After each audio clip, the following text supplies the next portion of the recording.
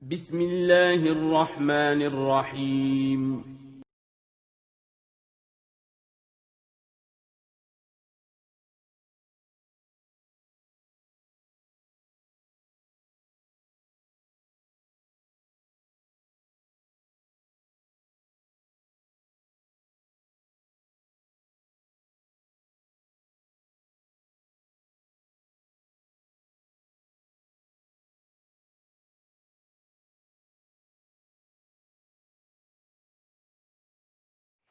Bismillahirrahmanirrahim. Assalamualaikum warahmatullahi wabarakatuh. Alhamdulillahirabbil alamin. Wassalatu wassalamu ala asyrafil anbiya'i wal mursalin wa ala alihi wa ashabihi ajma'in, amma ba'du. Alhamdulillah, hari ini kita berjumpa lagi untuk belajar tematik ya. Nah, teman-teman, bagaimana kabarnya hari ini? Semoga teman-teman semua dalam keadaan sehat walafiat, dan semoga teman-teman selalu berada dalam lindungan Allah Subhanahu wa Ta'ala. Amin. Sebelum belajar, mari kita sama-sama berdoa. Semoga ilmu yang akan kita dapatkan bisa bermanfaat dan teman-teman diberi kemudahan dalam memahami materi hari ini. Bismillahirrahmanirrahim. Allahumma inni as'aluka ilman nafi'an wa rizqan thayyiban wa amalan mutaqabbala. Alhamdulillah, kita sudah berdoa. Sekarang kita masuk ke materi. Hari ini kita belajar tematik tema 6, cita-citaku sungguh mulia. Dan sekarang kita masuk di subtema yang kedua, hebatnya cita-citaku, pembelajaran ke-1. Ahmad dan teman-temannya sedang melakukan kunjungan ke Museum Dirgantara. Mereka tampak serius melihat-lihat aneka jenis pesawat, termasuk pesawat tempur. Ahmad begitu senang saat melihat pesawat tempur. Ia bercita-cita ingin menjadi pilot pesawat tempur. Ia ingin menjaga tanah air Indonesia dari serangan musuh lewat udara. Cita-cita Ahmad sungguh hebat. Bagaimana dengan cita-cita kalian? Tentu kalian memiliki cita-cita yang hebat, bukan? Kalian harus berusaha dan belajar dengan sungguh-sungguh agar cita-cita kalian tercapai. Walaupun sudah berusaha, tidak semua orang dapat mencapai cita-citanya. Manusia berusaha, tapi hanya Allah Subhanahu wa Ta'ala yang menentukan segalanya.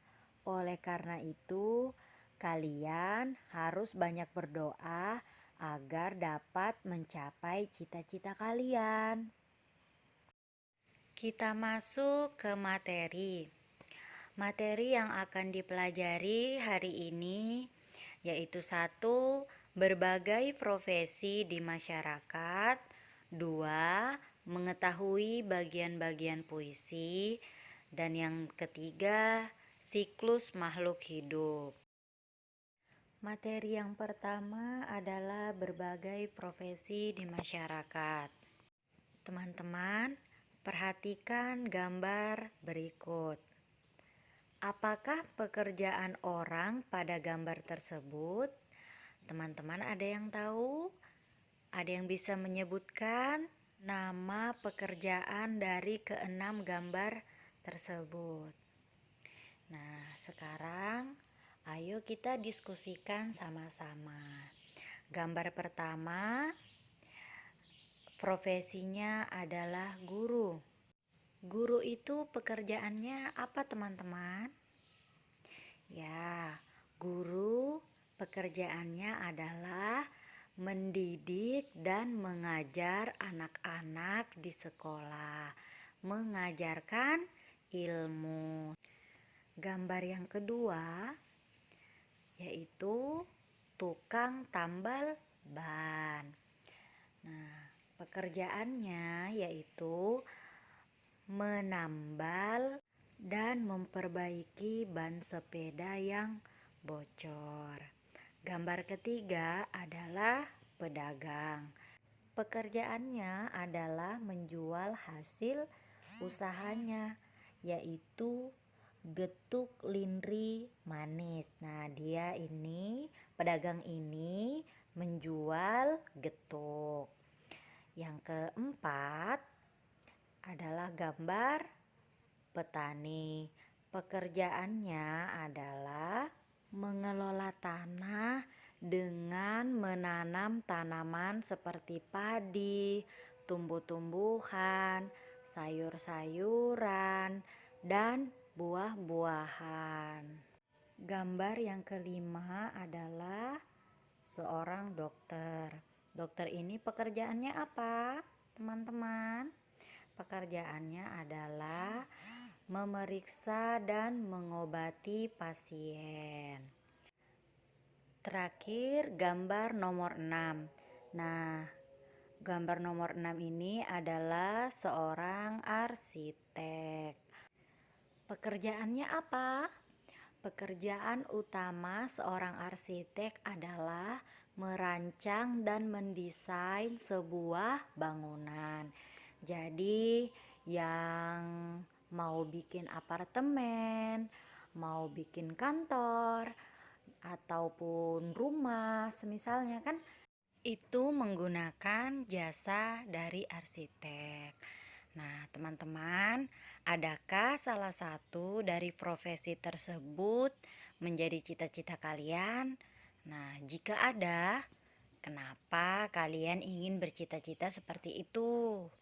Nah, jawabannya pasti teman-teman sudah tahu sendiri, sesuai dengan yang Ustazah jelaskan tadi ya.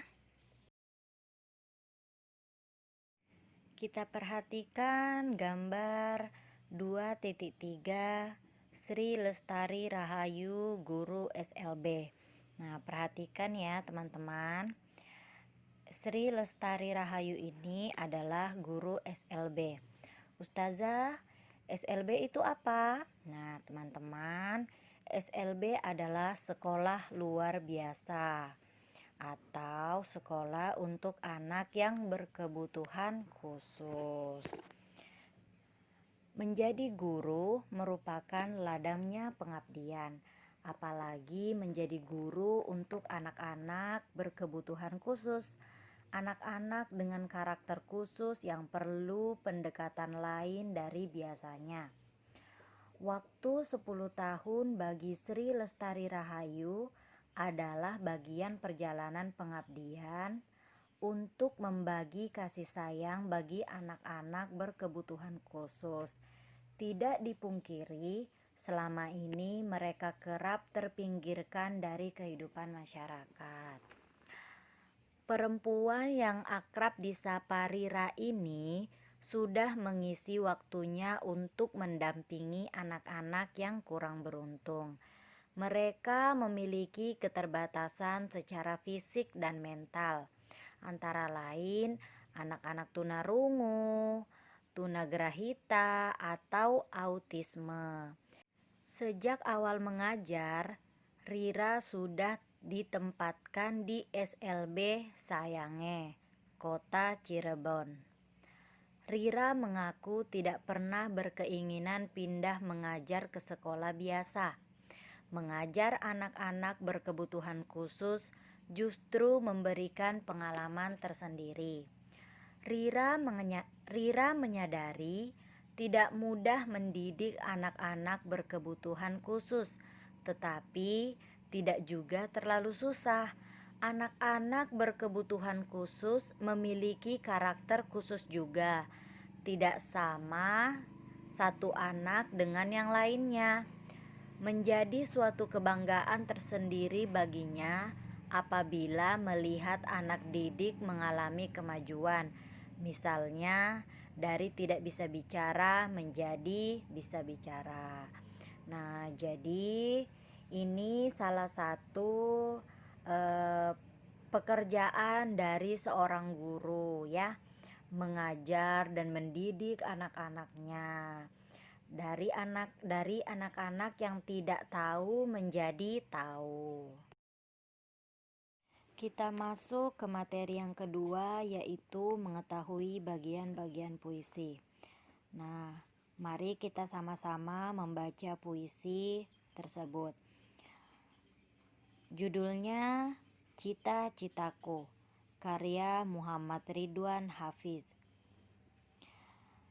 Cita-citaku adalah ingin menjadi dokter. Aku harus belajar agar bisa menggapai cita-citaku itu. Aku ingin menjadi dokter karena dapat menyembuhkan orang sakit. Aku harus belajar dengan sungguh-sungguh untuk dapat menggapai cita-citaku, agar menjadi orang yang berguna bagi nusa dan bangsa, serta dapat membahagiakan kedua orang tua dan keluargaku. Nah, setelah membaca puisi di atas, sekarang kita jawab beberapa soal berikut. Yang pertama, sebutkan judul puisi di atas. Sudah jelas ya, judulnya adalah Cita-Citaku. Yang kedua, siapa nama penulis puisi di atas? Nah, yang tulisan karya itu adalah penulisnya. Jadi, penulisnya adalah Muhammad Ridwan Hafiz. Yang ketiga, apa cita-cita penulis puisi Cita-Citaku? Nah, cita-citanya apa dalam puisi tersebut? Cita-citanya yaitu ingin menjadi dokter. Yang keempat, apa yang dilakukan penulis untuk meraih cita-citanya? Jawabannya juga ada dalam puisi tersebut, yaitu belajar dengan sungguh-sungguh. Materi yang ketiga yaitu siklus hidup makhluk hidup, atau yang biasa disebut dengan daur hidup. Daur hidup hewan. Perhatikan gambar di samping. Profesi apakah yang ditunjukkan oleh gambar tersebut? Gambar di samping menunjukkan profesi dokter hewan. Adakah di antara kalian yang ingin menjadi dokter hewan? Agar dapat menjadi dokter hewan, kalian harus mengetahui ilmu tentang hewan, termasuk daur hidupnya. Apakah yang dimaksud dengan daur hidup hewan? Daur hidup juga disebut sebagai siklus hidup. Dikutip dari buku kelas 4 tema 6 berjudul Cita-Citaku, tahapan pertumbuhan dan perkembangan hewan membentuk sebuah siklus hidup atau daur hidup.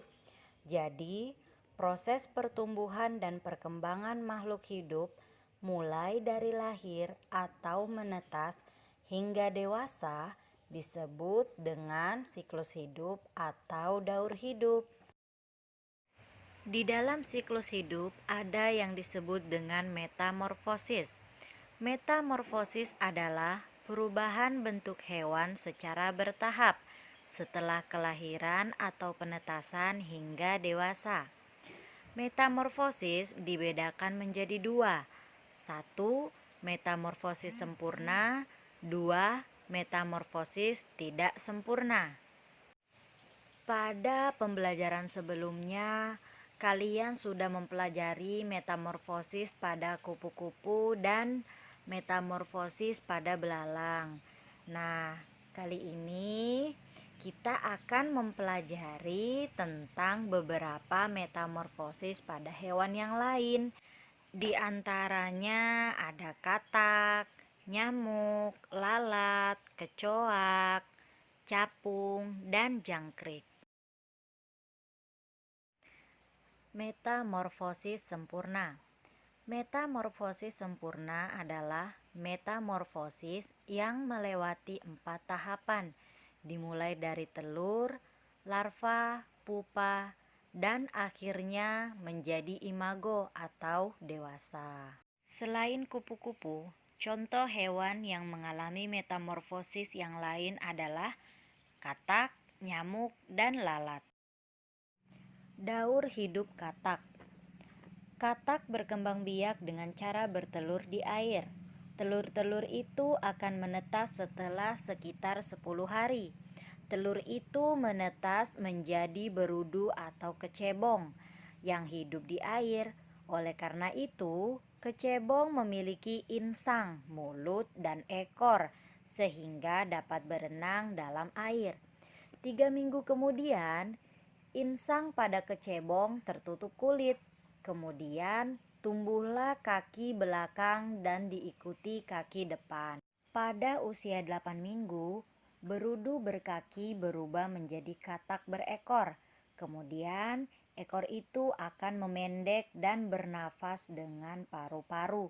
Setelah pertumbuhan anggota tubuhnya sempurna, katak berubah menjadi katak dewasa.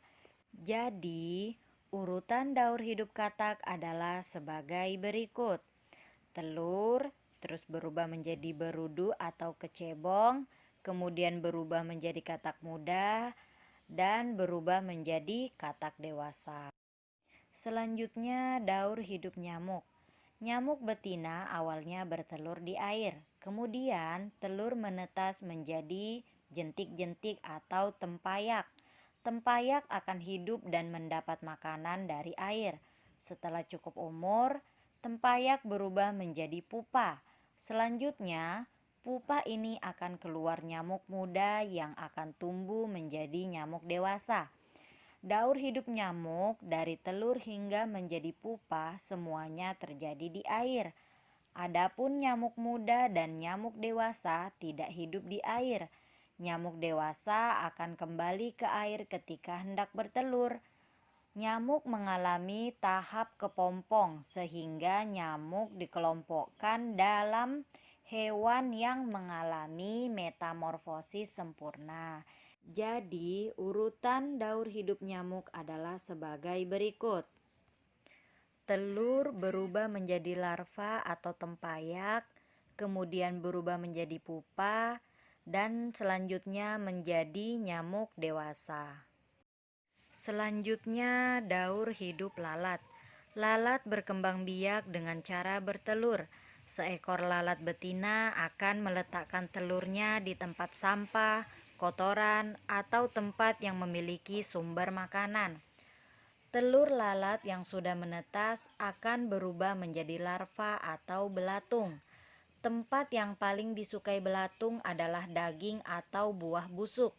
Belatung yang banyak menyimpan cadangan makanan akan tumbuh menjadi pupa dan memulai proses metamorfosis menjadi seekor lalat dewasa. Jadi, urutan daur hidup lalat adalah telur berubah menjadi larva atau belatung, kemudian menjadi pupa, dan akhirnya menjadi lalat dewasa. Ya, itulah contoh dari metamorfosis sempurna. Baik teman-teman, kita lanjut. Metamorfosis tidak sempurna. Metamorfosis tidak sempurna adalah metamorfosis yang hanya melewati 3 tahapan, yaitu dari telur menjadi nimfa atau larva, kemudian menjadi hewan dewasa.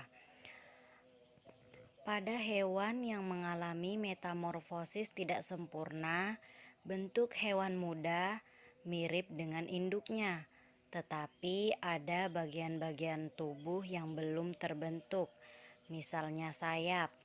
Metamorfosis tidak sempurna terjadi pada serangga, di antaranya kecoak, capung, dan jangkrik.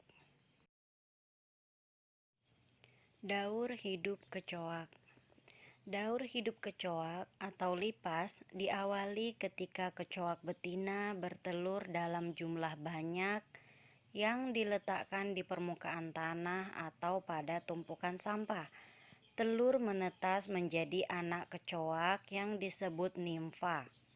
Nimfa adalah tahapan tubuh hewan muda. Nimfa pada kecoak memiliki bentuk tubuh mirip dengan induknya, tetapi ukuran nimfa lebih kecil dan belum bersayap. Di samping itu, warna kulit nimfa berbeda dengan kecoak dewasa. Nimfa mengalami beberapa kali pergantian kulit sampai menjadi kecoak dewasa. Karena tidak ada tahapan kepompong, daur hidup kecoak termasuk metamorfosis tidak sempurna. Urutan daur hidup kecoak adalah sebagai berikut. Dimulai dari telur, kemudian nimfa, lalu akhirnya menjadi kecoak dewasa. Daur hidup capung.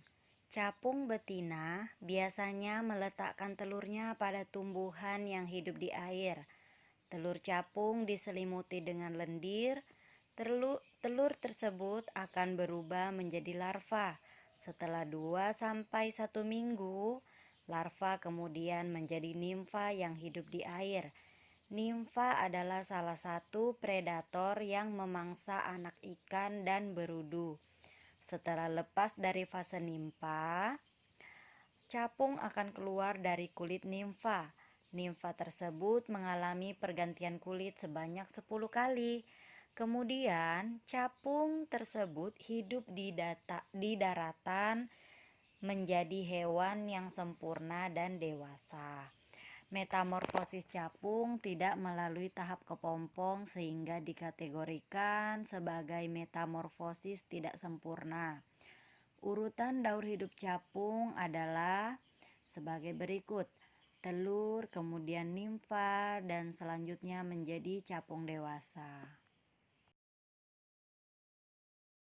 Daur hidup jangkrik. Jangkrik betina biasanya meletakkan telurnya di dalam pasir. Jika menetas, telur jangkrik berubah menjadi anak jangkrik atau nimfa. Pada fase nimfa, terjadi pergantian kulit sebanyak 6-8 kali. Setelah ganti kulit yang terakhir, nimfa akan menjadi jangkrik dewasa. Nah, urutan daur hidup jangkrik adalah seperti ini ya. Telur, kemudian menjadi nimfa atau jangkrik kecil seperti induknya ya, cuman bedanya ada bagian tubuh yang belum tumbuh. Selanjutnya menjadi jangkrik dewasa. Itulah materi yang bisa Ustazah sampaikan. Nah, teman-teman sudah paham ya tentang hewan mana yang termasuk metamorfosis sempurna dan juga hewan mana yang termasuk dalam metamorfosis tidak sempurna. Nah, teman-teman, sekarang tugas kalian adalah buatlah kolom seperti di gambar, lalu carilah 2 contoh hewan. Kemudian tentukan mana yang termasuk hewan metamorfosis sempurna dan metamorfosis tidak sempurna. Kemudian gambarkan daur hidupnya. Sekian pembelajaran hari ini. Mari kita tutup dengan membaca doa kafaratul majelis. Subhanakallahumma wa bihamdika asyhadu alla ilaha illa anta astaghfiruka wa atubu ilaik. Assalamualaikum warahmatullahi wabarakatuh.